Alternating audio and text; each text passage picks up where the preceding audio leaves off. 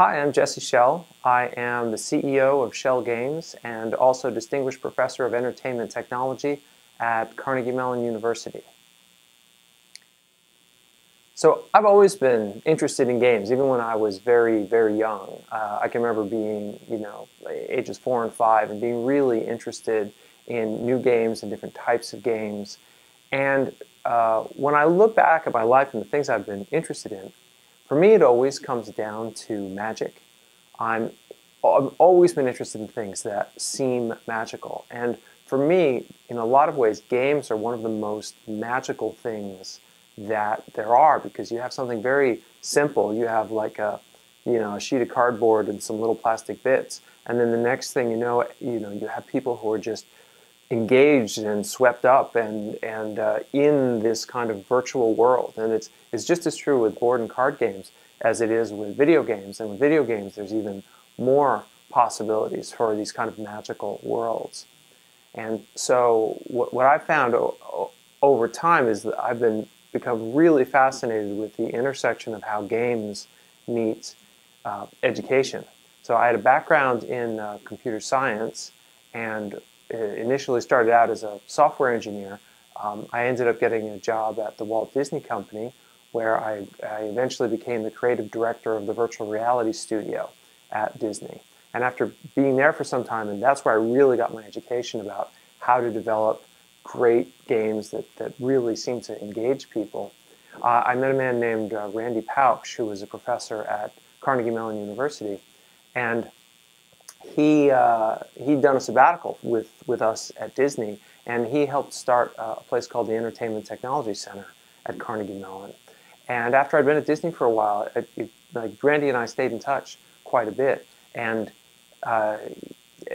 eventually we started talking about, well, what if I came to teach there? And so about 12 years ago, I started teaching game design and the Building Virtual Worlds class at Carnegie Mellon University. And it's been an incredible experience, because the program there is a master's level program that's all about bringing together artists and engineers and people of various disciplines and teaching them how to work together to invent things that they couldn't possibly make on their own. And a number of those things are educational games. And in parallel with that, I have my own game studio, Schell Games, here in Pittsburgh. And as a team, we develop all different kinds of games, but mostly we've been focusing on what we call transformational games, is the phrase we use. I don't like to say educational games strictly, because while some of them are educational, often I find that the goal of games is something broader than that. The goal is to create a change in the player. Some people like to say serious games, but that's never a phrase I've cared for very much, because it makes it sound like the goal of the game is to be serious, and that if you have fun, that maybe you're doing it wrong. And when really, ultimately, the goal is to change, to enact some level of change in the player. So we like to call them transformational games. And at Schell Games, we do about 2/3 transformational games and about 1/3 entertainment games. We find that that's a balance that we like a great deal. And in particular, when the reason Schell Games ended up taking this direction, because we started with just a handful of people, 4 or 5 people, and over the last 10 years, we've grown to a staff of about 100. What we've noticed is that educational games and transformational games are the fastest growing part of the game industry. And there's a number of reasons for that. One of them is the sudden growth of tablet computing. Tablets are going to be incredibly important for educational games. We're already seeing a big penetration of them into the schools, and that penetration is just going to continue to grow for a number of reasons. One is that the tablets are incredibly intuitive for people to use. A kindergartner has no trouble using a tablet. The tablets are incredibly portable.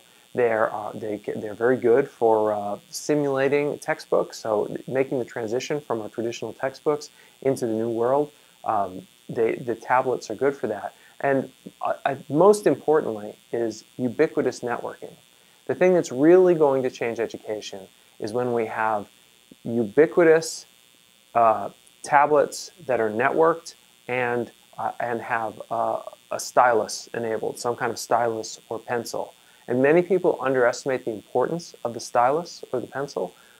And the thing I see again and again is you look in schools and they're really interesting games that the kids are playing that are very educational. And eventually the teacher will say, okay, okay, put away your tablets, take out your pencils. It's time for us to work. Because this is just kind of a perception that work is done with a pencil. And that can certainly be happening on a tablet. But right now, the stylus and the tablet don't go very well together because of a decision that Steve Jobs made. But we'll see. That change is going to happen gradually, bit by bit.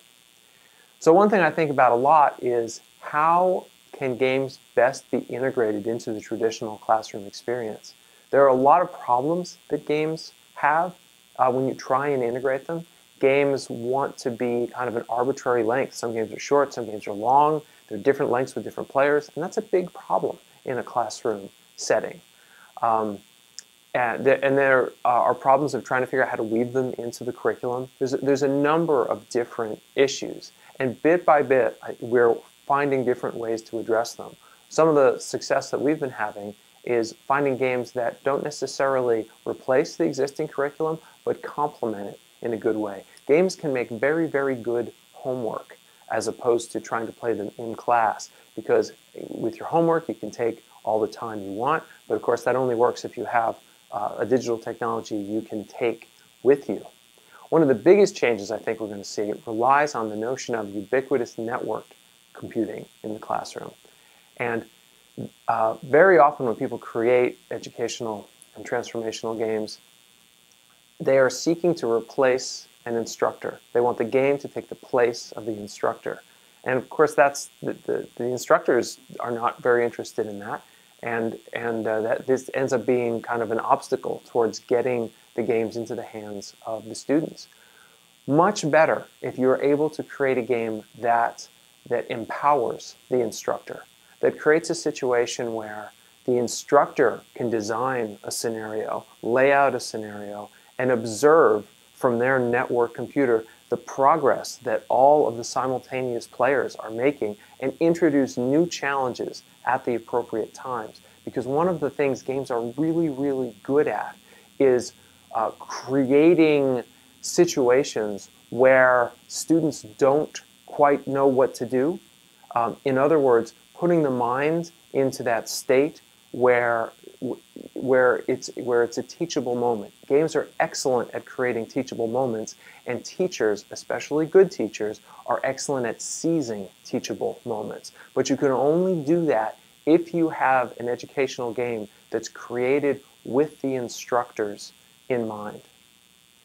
So over the coming years, we're going to see a lot of changes and a lot of development in the way games are used and are able to augment the classroom. And it's going to be tremendously important because one of the biggest changes that we're seeing in education is students taking ownership of their own education and being able to diversify and study what they're most interested in. And games are going to be an important tool for that ownership and customization of an individual education.